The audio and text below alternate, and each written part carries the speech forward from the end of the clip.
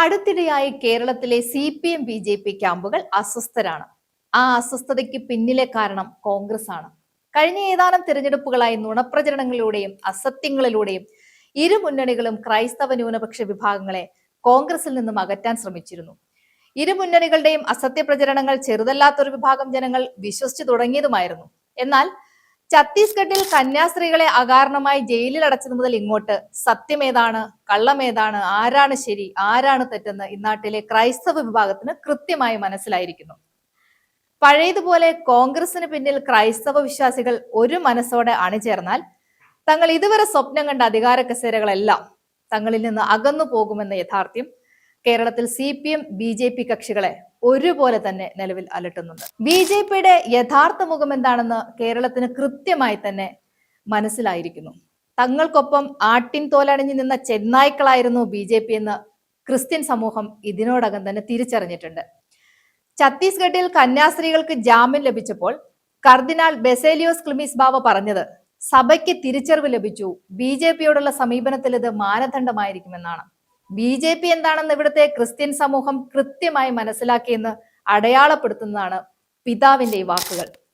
മാത്രവുമല്ല, ഒഡീഷയിൽ കന്യാസ്ത്രീകളെയും വൈദികരെയും ആക്രമിച്ച ബജരംഗിദൾ എന്ന അക്രമിക്കൂട്ടം ആക്രോശിച്ചത് ഇവിടം ഭരിക്കുന്നത് BJP ആണെന്ന് തന്നെയാണ്.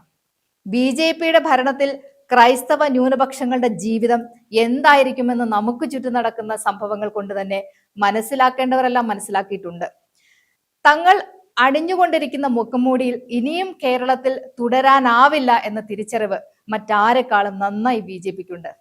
അതുകൊണ്ടാണ് ക്രൈസ്തവ സമൂഹം ചോദിക്കുന്ന ചോദ്യങ്ങൾക്കൊന്നും മറുപടിയില്ലാതെ മൗനിയായി BJP നിൽക്കുന്നത്.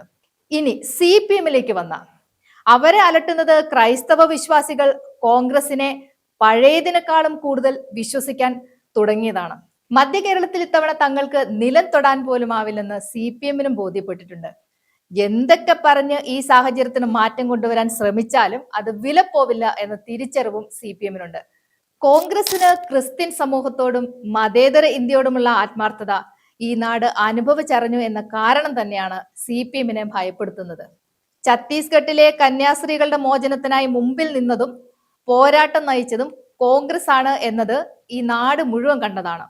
ന്യൂനപക്ഷങ്ങളെ സംഘപരിവാർ വേട്ടയാടുമ്പോൾ അതിനെതിരെ ശബ്ദമുയർത്താനും അതിനെ ചോദ്യം ചെയ്യാനും കരുത്തും ആർജവുമുള്ള ഏക രാഷ്ട്രീയ പാർട്ടി ഇന്ത്യൻ നാഷണൽ കോൺഗ്രസ് ആണ് എന്ന് കഴിഞ്ഞ ദിവസങ്ങളിൽ നമുക്ക് ബോധ്യപ്പെട്ടതാണ്. കേരളത്തിൽ KPCCയുടെ നേതൃത്വത്തിൽ വലിയ പ്രതിഷേധങ്ങൾ ഉണ്ടായപ്പോൾ ഇന്ത്യൻ പാർലമെന്റിന് മുമ്പിൽ പ്രിയങ്ക ഗാന്ധിയുടെ നേതൃത്വത്തിൽ കന്യാസ്ത്രീകളുടെ മോചനത്തിനായി വലിയ പ്രതിഷേധങ്ങൾ ഉയർന്നു. ഈ വിഷയത്തിലെ ഇന്ത്യയുടെ പ്രതിപക്ഷ നേതാവ് രാഹുൽ ഗാന്ധിയുടെ പ്രതികരണം ഈ രാജ്യം തന്നെ കേൾക്കുന്ന വിധത്തിലായിരുന്നു. അതോടൊപ്പം ഛത്തീസ്ഗഡിൽ കോൺഗ്രസ് പ്രദേശ് കമ്മിറ്റിയുടെ നേതൃത്വത്തിൽ കന്യാസ്ത്രീകളുടെ മോചനത്തിനായി വലിയ ഇടപെടലുകൾ നടന്നു. ഇതിനെല്ലാം നേരിട്ട് സാക്ഷിയായ ക്രൈസ്തവ വിശ്വാസി കോൺഗ്രസിനെ അല്ലാതെ മറ്റാരെയാണ് വിശ്വസിക്കേണ്ടത് എന്നത് ചോദിച്ചാൽ നൽകാൻ ഒരു ഉത്തരവും BJPയുടെയും CPMന്റെയും പക്കലില്ല.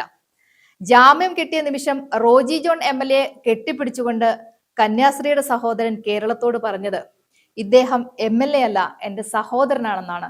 കോൺഗ്രസ് ഈ വിഷയത്തിൽ കാട്ടിയ ആത്മാർത്ഥതയെ അടയാളപ്പെടുത്തുവാൻ ഈ വാക്കുകളെക്കാൾ മികച്ച ഒരു അളവുപോലുമില്ല.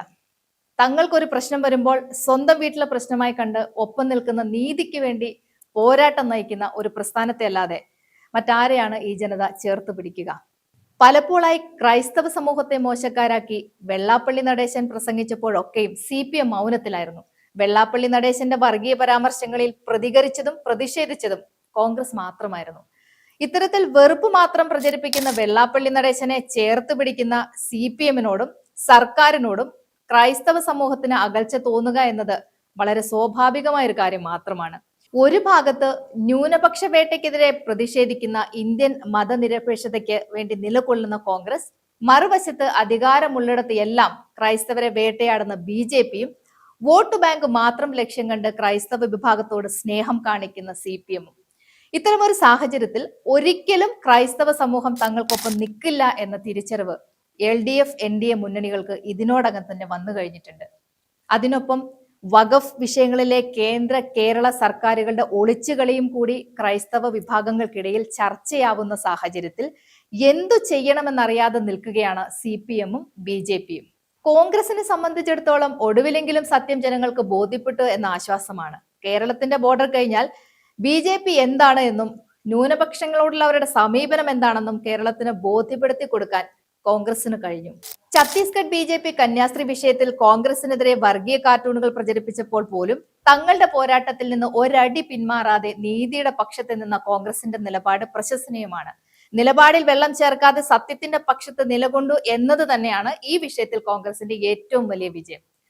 ഛത്തീസ്ഗഡിൽ അറസ്റ്റിലായ കന്യാസ്ത്രീകളുടെ മോചനത്തിന് KC വേണുഗോപാലും കോൺഗ്രസും നടത്തിയ ഇടപെടലുകൾക്ക് വൈകാരികമായി നന്ദി പറയുന്ന ചേർത്തല ആസ്ഥാനമായ Assisi sisters of Mary Immaculate കോൺവെന്റിലെ സിസ്റ്ററുടെ സോഷ്യൽ മീഡിയയിൽ വലിയ രീതിയിലുള്ള വൈറലായ വാക്കുകൾ അത് അടയാളപ്പെടുത്തുന്നതാണ്. തദ്ദേശ തിരഞ്ഞെടുപ്പുകളും നിയമസഭാ തിരഞ്ഞെടുപ്പുകളും അടുത്തുവരുന്ന സാഹചര്യങ്ങളിൽ തങ്ങളുടെ യഥാർത്ഥ മുഖങ്ങൾ വെളിച്ചത്തായി എന്ന അങ്കലാപ്പിൽ CPM-ഉം BJP-ക്കും ഇരിക്കെ പുറത്ത് കിട്ടുന്നില്ല എന്നത് തന്നെയാണ് യാഥാർത്ഥ്യം. വോട്ട് ബാങ്ക് പ്രീണന രാഷ്ട്രീയമല്ല, നിലപാടുള്ള നീതിക്ക് വേണ്ടിയുള്ള രാഷ്ട്രീയമാണ് വേണ്ടതെന്ന് അടയാളപ്പെടുത്തിയ കോൺഗ്രസിനെ കേരള സമൂഹവും ക്രൈസ്തവ വിഭാഗവും ചേർത്ത് പിടിക്കുമ്പോൾ അതിൽ മതേതര കേരളത്തിന് ആശ്വസിക്കാനുള്ള വകയുണ്ട്.